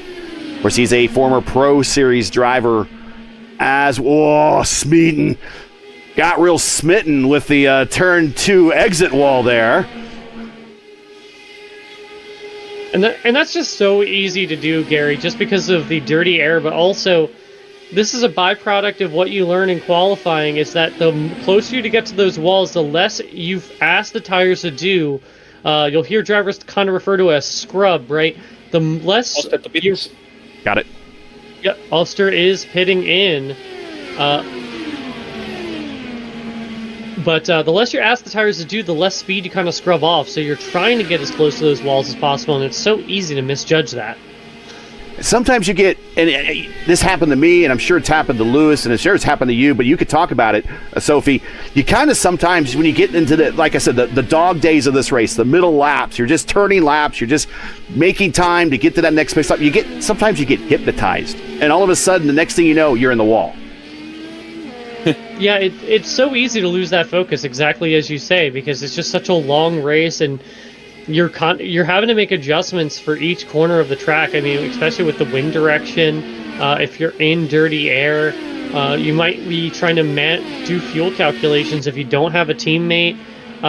Because again, one of the things you could do is adjust for fuel maps. And if you're sitting here thinking maybe I should cut out a pit stop, and you're trying to calculate if you can do that, that's really difficult to do, Gary. And so it's so easy to just have that mental lapse and smack the wall. We've seen a lot of talented drivers do that today. And we suspect that this duo up front, Brophy and Blocker, will be coming to pit road. But let's ride with Blocker. And you can talk us through one of these laps, Sophie, as we ride with Blocker. He might actually be coming to pit road here soon, so we could do this later if it doesn't work out this way. But it's when someone's watching this from home, you're just thinking, this is IndyCar racing. I have all this downforce. I can just turn the wheel left, turn the wheel left, turn the wheel left, turn the wheel. And I did it 4 times a lap. That's not necessarily the case. And, it sounds like he's at 100% throttle, but he might be cracking the throttle, and he might be working the weight jacker differently at each end of the racetrack every single lap. And it's almost like you're a pilot of a plane, and you're not nearly driving a car, but you're kind of controlling an aircraft out there. Yes, and you kind of mentioned the weight checker thing, Gary. Another thing that a lot of people do, for myself, I have where, I can quickly, spin a wheel or hit a button and get my weight jacker, say, down, because the setup might be more aero efficient on the straightaways and go faster if I have the weight jacker in the negative positions. But I can't make the corner like that because of that introduces understeer, so then I have to rapidly shoot it back up. And so there's all kinds of things you're doing here. So if you're Adam Blocker right now, you're following Jason Brophy, you're using the draft, you're going to pop to the inside like we see him do. You're going to clear before the corner, kind of drift up maybe a little bit. And then you got to try and hold your line and hold the car as smooth and consistent as possible to keep your momentum up through the chute and through turn 2. And now Brophy's going to be the one to get the draft, and so you are now going to be thinking about maybe breathing a little bit on entry to save a little bit of fuel, but Brophy doesn't pass him this time. Maybe coming to pit road. We'll see if they're coming to pit road. Well, if that's the case, then I'm going to be, nope, they're not pitting. They're going to go, okay. Maybe he just wasn't close enough there, but, let's talk about that. One of the things you didn't mention that now these cars have access to that we didn't have access to last time, and again makes these drivers even more busy and more liable to make an error smacking the wall when they did, just kind of lose focus, is now they have the hybrid. So while they're using the hybrid, we don't. There's basically our version of push to pass on an oval. They have to deploy the hybrid, and then they have to regen it.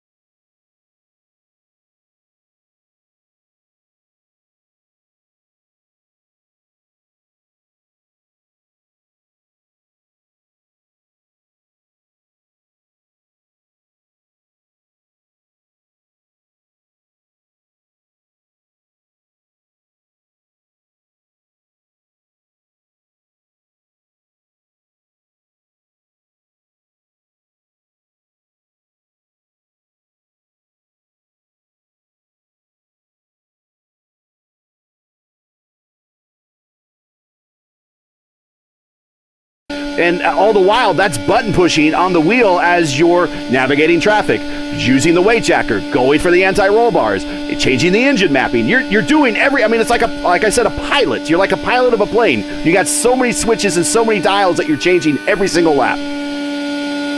Yeah, and one of the things is that regen, that kind of drags on the car. It adds some mechanical drag.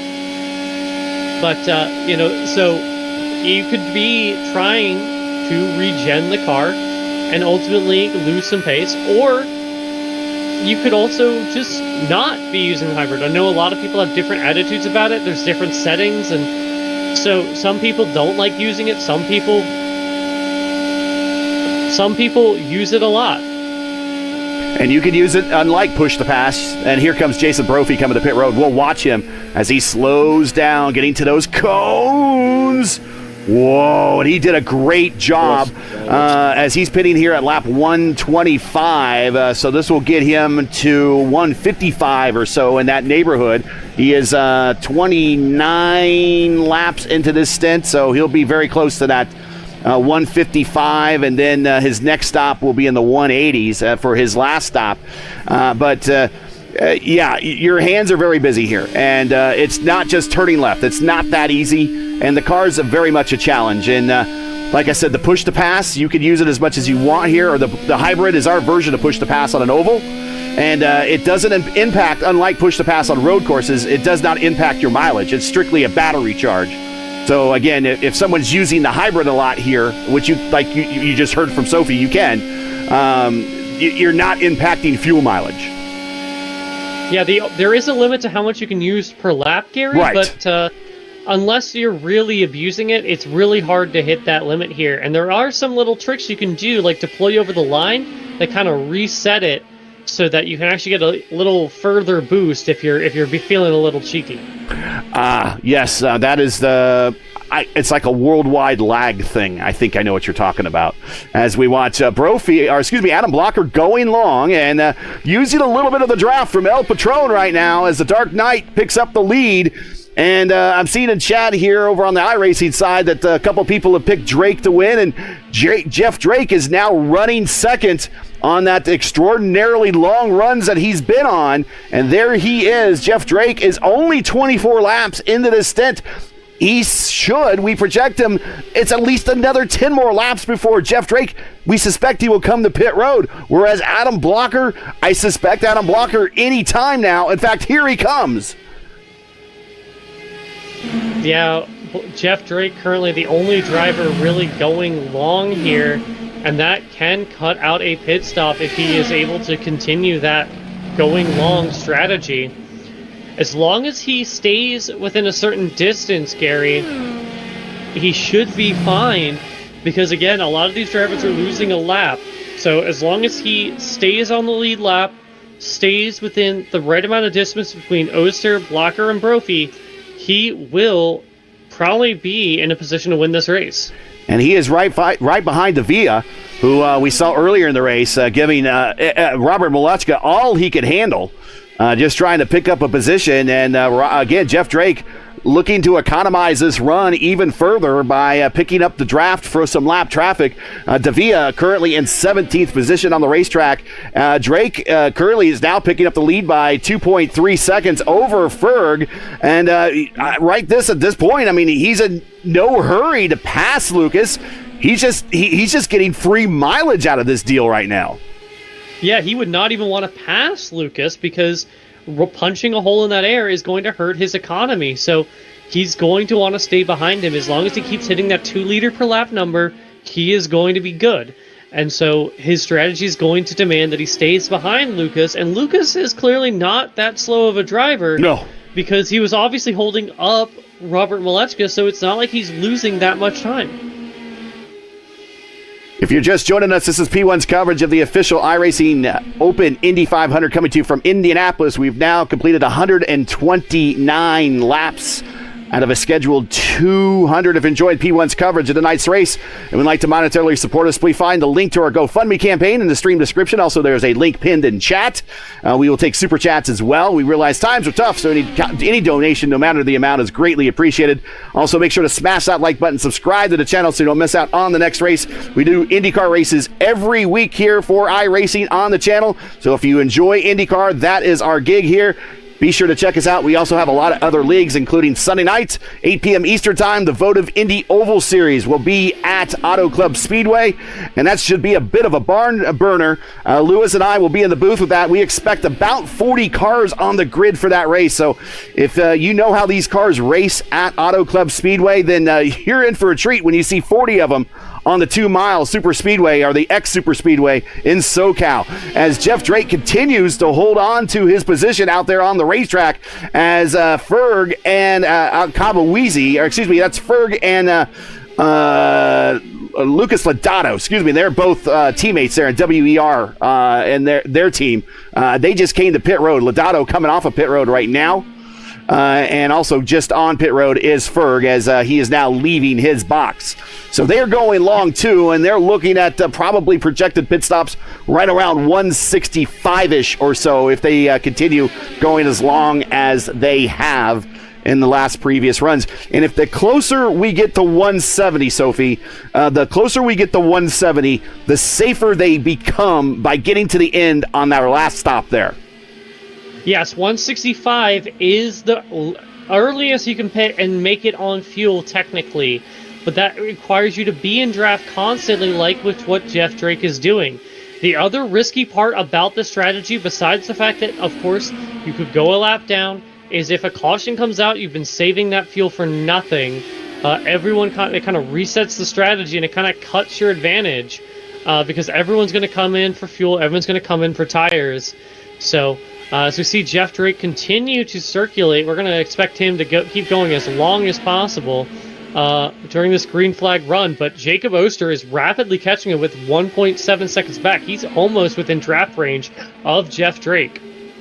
Yeah, and Drake is coming to pit road next 3 to 4 laps. So he's about 10 miles or less before making the turn down pit road as he continues to work off the back of Davala here and getting some free gas mileage here as we are now approaching lap 134 here of the campaign. And again, I'm going to knock on wood. Do you guys have any wood you guys can knock on as well? Because I don't want to be the only one that gives out these jinxes anything.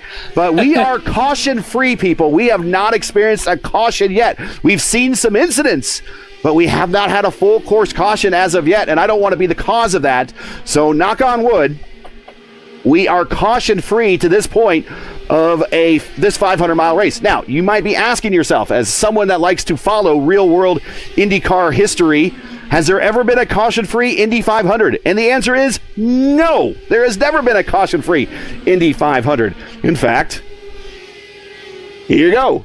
The official race average, the official fastest Indy 500 was a speed of 190.6 when Helio Castroneves won his 4th race in 2021. But there's never been a caution-free Indy 500. Now, Lewis and I have called a caution-free Indy 500 here on the service, and that was for the Elite Racing League, and we also called a caution-free 500-mile race at Fontana. But we've never called an official caution-free race. So could we be seeing one of those? And again, I don't want to jinx it, but there are all of your IndyCar records here at the Brickyard. Of course, Arie Luyendyk has that record that will probably still keep standing, even though we saw the speeds come up today, but not fast enough. And Scott McLaughlin has the official pole record, which we see. We'll get to the pit road here. There we go. And we see Jeff Drake coming to pit road as the pole speed for this Open 500 was faster than the pit record by McLaughlin. So we are actually faster than the real world Indy cars, at least when it comes to pole speed. But keep in mind, the track record here at Indianapolis is not held by someone that won the pole. And if you don't understand that rule, you just got to go back to the old USAC qualifying rules of the 90s and 80s and 70s and so forth and so on. They've changed the rules since then, and that's why we won't probably ever see that happen again. But it's going to be a while before we see Arie's record ever fall. Jeff Drake down and away. He is pitting at 136. That's going to put him right about, well, it's going to put him right about 170, Sophie. I think this is his next to last stop. Yeah, this is his next to last stop. So if he can just maintain enough of a gap between himself and Oster, and he is barely on the lead lap, Gary, and I'm starting to feel a little, if I'm Jeff Drake, I'm going to start feeling a little nervous because he doesn't have any cars that are that close to him in front. Oh, he does. He has 2 leaders. He's got Ferg and Lodato in front of him, and he's within draft range of them. Well, yes, but so when you're that far off, Gary, you're not really going to be lifting into the corners. You're not going to be able to kind of put the car in 6th gear and crack the throttle and really save fuel. So his ability to save fuel, Gary, is going to be a little hampered by the distance between himself and Ferguson and Lodato. And they're currently swapping, which could pull them away from him further. Because when you're running a more lean fuel map, Gary, you don't have as much power. So we'll see what Drake can do if he really executes as he starts to catch up a little bit on Ferg. He's really got to execute here. Could he maybe be using this stint to push harder? And he just, okay, I'm going to make this next stint shorter, but I'm still going to be getting in the window that I think I can make it into one stop. Is that plausible? It's plausible. I mean, again, he really he didn't need to go to lap 135. That just helps him where if he makes it another 35 laps, he goes in on lap 70. If he makes it 31 or 32, he can still make it on one more stop. He is in the best position fuel-wise. The question is where he is track position-wise. And he is right in front of the leader. In fact, he's about a half a straightaway in front. And there we see our leader, Jacob Oster, picking back up the lead as he is racing around Matt Hollenball, former Elite Series champion for the Elite Racing League and a winner of a 500-mile race there in that series at Fontana. So Hollenball letting the leader on by, now punching a hole in the air for Adam Blocker to kind of follow suit. Blocker is second now on the racetrack. Brophy is in third. Akabuizi, he is well behind this battle. So the battle really falls off to fourth, about 10 seconds behind. In fact, these drivers would love to have a caution. They would love that. Would just close the gap and open up possibilities for us, Lewis. But right now, if they don't get a caution, right now it's going to come down to Blocker, Oster, and Brophy if they can somehow maintain the lead. But the dark horse might be Jeff Drake in all this. Yeah, I think. Sorry, go ahead, Luis. Oh, yes. So I think I really agree, actually. When you're saving fuel, you battle over there and you save fuel. And, for example, he battled with Marco Aurelio Drake at some point in 1 and 2. And it's coming the yellow flag out. It's like, my God, I did all this effort to come into the end, and it's gonna be gone. But for now, like I said, knock the wood for Drake, because he's doing a very good job for now. But for the show, what if you have a yellow flag out and have Hamid Akwawesi Klendi in the chat for the... Wow. A late race shootout? Oh, my goodness. And even Robert Maleska come back with the incident in night. And for sure, you know what is happening when they have a yellow flag in the last 50, 40, or 30. Always is coming two more. So for now, it's happening like we see in ERL when we already knew who's gonna win after 100 to go, and I think we already knew who's gonna win in 90 to go with Jeff Drake and in 16. Sophie, a little trivia question for you. What lap did Alexander Rossi pit on when he did his massive fuel save to win the 2016 Indy 500? I'm gonna bet it was in the 160, the mid 160s, Garrett. You're on it. You're on it. It was lap 164. So keep in mind these cars are based upon the DW12. The DW12 holds the same amount of fuel that these cars hold. It's just the IR18 Aero kit on the DW12 hub. Now, keep in mind that Alexander Rossi is a pro driver, got paid a lot of money, and had a lot of coaching by Brian Herta in his ear to conserve that much fuel. But it is possible, if this sim is true to life, that 64 laps to the end, a driver should be good to go, with a lot of clutching and coasting, as we heard on the radio from Brian Herta to Alexander Rossi in that 2016 race. It is possible. Let's keep it open there and possibly think about that as a possibility. But you're right. Drake cannot let his guard down or let his pace down, because he is right in front of this battle. There you see Drake in your foreground, but in the background, there you see that blue car of Adam Blocker. There he is. That is your leader. That is your lead duo right there. Yes, and keep in mind that Powerslide's last pit stop is going to be much shorter. Now, I do believe Drake is affiliated with Powerslide. He might not share the paint that they do, but I do believe he is affiliated with them. Correct me if I am wrong, Gary. I see Jeff Drake in like 3 races a year, and I don't know. he shows up for the big. He's like big race Jeff. Big race Jeff. If it's a big race, your fixed 500, your open 500, and your PRI Hoosier 500. There's Jeff Drake.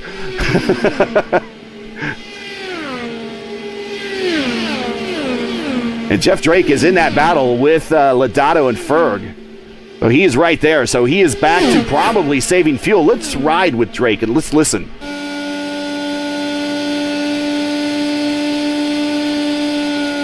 Yeah, and he is currently in big lift. It was in 6th gear on the straightaway. Drops it down to 4th gear to kind of keep his momentum up through the corner. And that's kind of what he's got to do. He's got to get the car back up the top gear, get it back up to 6th gear so he can conserve fuel. And then he's probably not even running full throttle, Gary. And then he just lifts because of the dirty air, and that just helps him save fuel even further.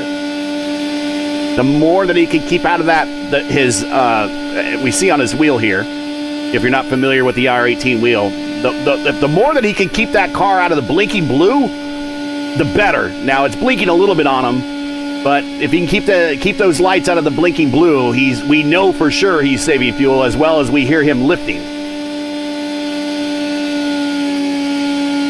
Yeah, and one of the things with him being in that lower fuel map, it's going to be really critical that he hits his marks every single lap, because he's got to just keep the momentum up.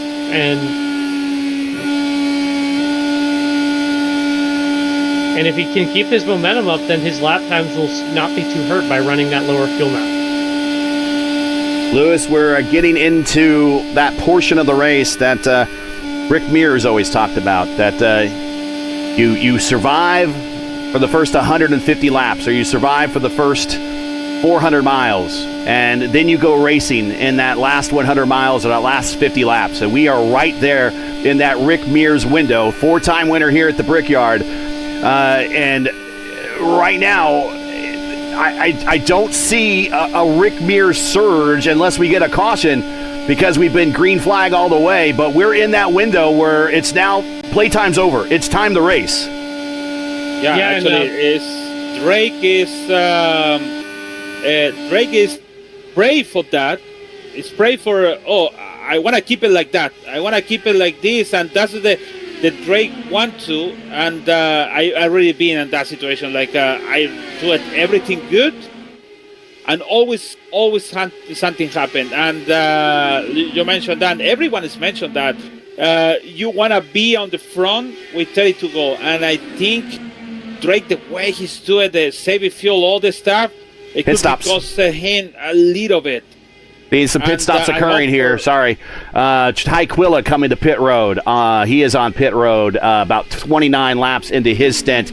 Bringing with him is Vandenessa. Coming off of pit road is El Patron, Antonio Estrada. Just coming off of pit road, Brendan Litzenberg.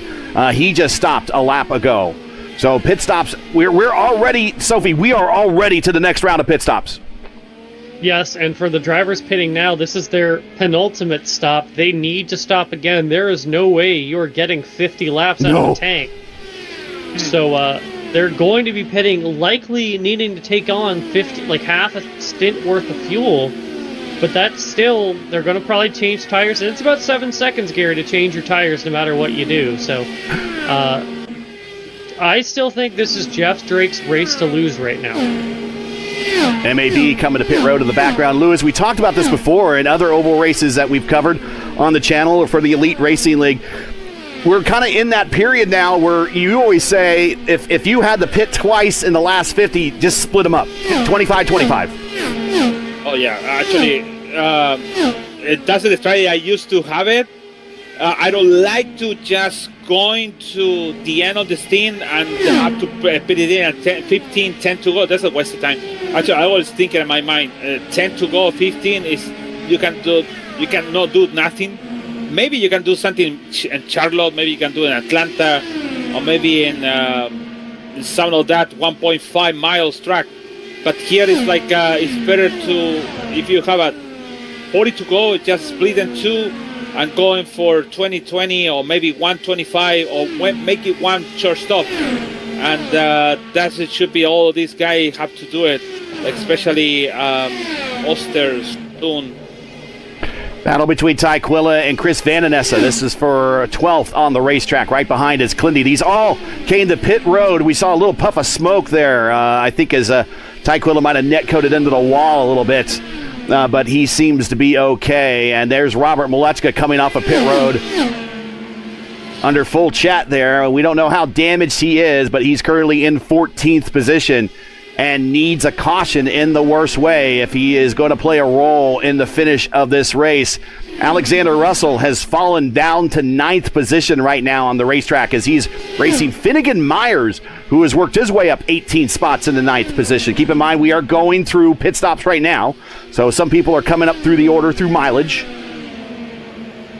Yeah, and one thing I wanted to highlight here really is I do wonder if Malechka has wheel damage, Gary, because while it might not have been enough to meatball his car, it probably is affecting the handling because he was making short work of a lot of people, and he has just not been able to make much forward progress at all after that incident, Gary.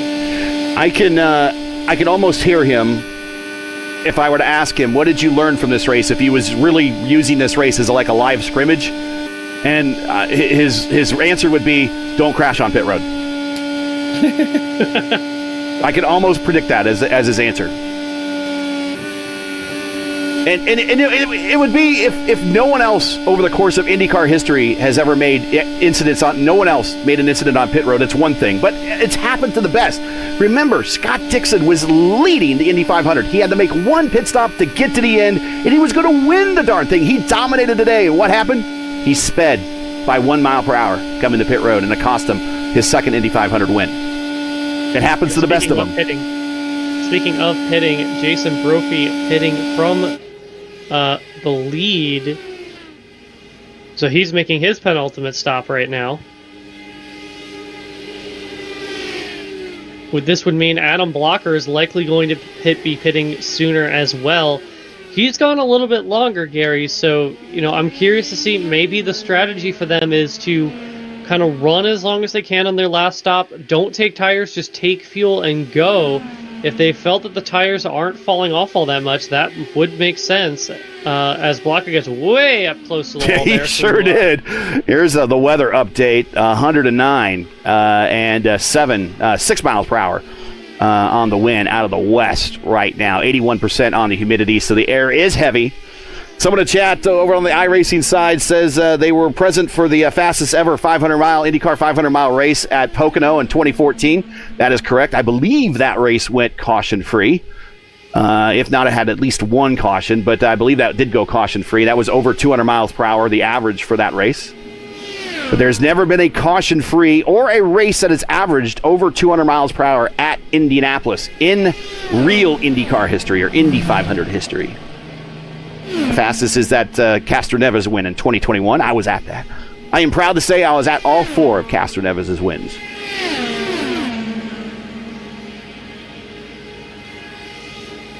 Adam Blocker, who is an engineer on one of the Chip Ganassi Indy Next squads.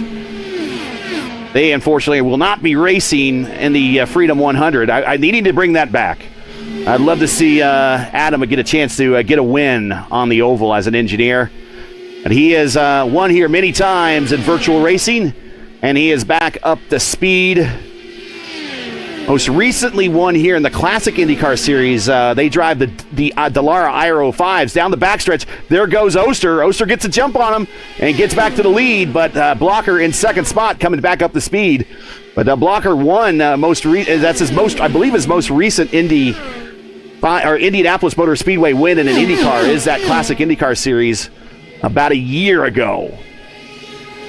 Yeah, I believe in the community Discord, Blocker has his name set to all I do is finish P2. I think he is aiming to change that today. He has been doing what he needs to do. There's a good chance that he...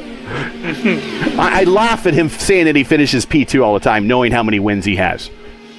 Oh, for sure. No, he does not just finish P2.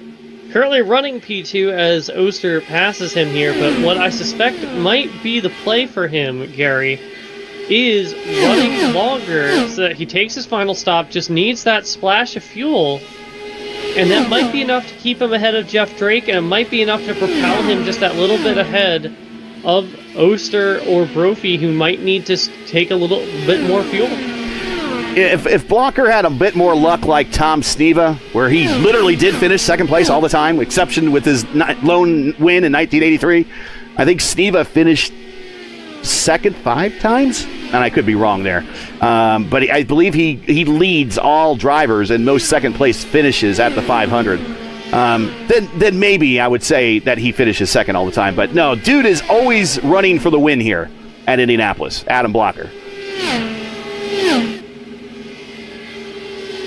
As we are now at the 400-mile mark, and we are on that the last 100-mile window. Blocker, your leader. Oster second. Brophy third. Jeff Drake has worked his way up the fourth. As we get the camera on Drake. Drake is now 25 laps into this stint. He went 34 last time, so he's got at least probably another 9 to 10 left in that tank. Blocker recently stopped. Oster is 13 laps into his stop, or into this stint, so he'll have to come to pit road soon. Brophy, he is 5 laps into the stint, so by short stopping, and I think this might have put a kibosh on the Drake run, I think with Blocker and Brophy short stopping, they were able to come out in front of Drake and still maintain their lead in front of him. Yes, and that was kind of what I was alluding to with Drake needing to maintain track position, because ultimately it doesn't matter if you've saved a whole pit stop. If you've fallen behind by the amount of time it takes to do that pit stop, it doesn't matter you saved it. So Drake still needs to come to pit road, and he will have one more. That will be his final stop when he does. But we still suspect that... let's see, Blocker pitted on 157. He for sure needs to stop again. Oster on 147. He for sure needs to stop again. Brophy at 155. He for sure needs to stop again. So all three of these guys need to stop again. Well, there's still a chance that they could get passed by Drake. But Drake is coming to pit road probably in the next 7 to 8 laps. Let me show you... Pit stint length here. And Drake's been able to... Go ahead, I'm sorry, I didn't mean to cut you off. No, it's okay. I was going to say, I'm willing to bet that Drake might be coming in a little bit earlier because there's been less cars running. And if you look, the gap between himself and Ricky Paz, who is the car that's next in front of him, not for position, but that's a pretty big gap, Gary, and so he's not going to be able to save as much fuel with that kind of gap. So I wouldn't be surprised if he's not able to save as much as he's been in the previous stints. Okay, so on the on your screen there, 34 laps is what he did on his last stint. So we suspect that he will come in the neighborhood of that number. Maybe not at it, as Sophie said, that he's running in a little bit more cleaner air without the aid of the draft, so he might not be able to economize as much, but he's kind of catching Ricky. He is in the draft envelope of Ricky. Ricky's only a second up the road, so he's a half second within the envelope, so he should be feeling some benefits of getting some mileage on the straights, but he will also be catching the dirty air in the corners from Ricky Paz. Yes, any draft helps, but it's really when you're right on the gearbox of them and you can kind of just put the car in gear 6 and just let the car sit at half throttle that you really save the most amount of fuel. Clindy and Tyquilla have very consistently worked with each pretty good. So it's going to be around afternoon, and COD's more of P1's other iRacing programming, including, as we pretty good. So in case for at it, pit road. But it would have been close. I feel like had I come out. Gamble, and unfortunately, we won't be talking with Jeff Drake, but I would love to talk with him and his strategy. And man, like I said, Sophie, with Jeff Drake, you lose 100% of the gambles you don't take. He took